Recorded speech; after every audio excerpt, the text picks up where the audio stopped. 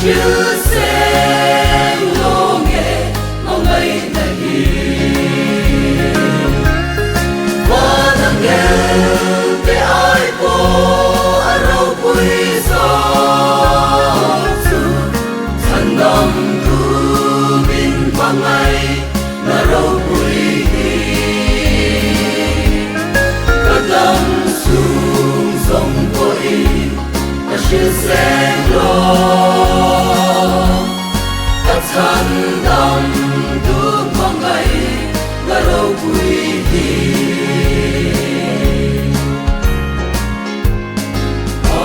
mà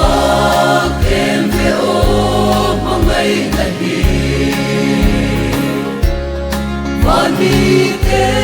phật lên rồi mỗi năm nè và đâu quý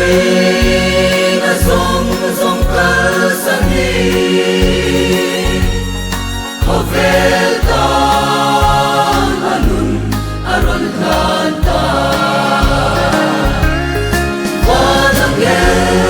để ai có rau quý gió thân đam tu min vang ngày na rau quý ta đam sung song coi ta chiu sen lo ta thân đam tu vang ngày na rau quý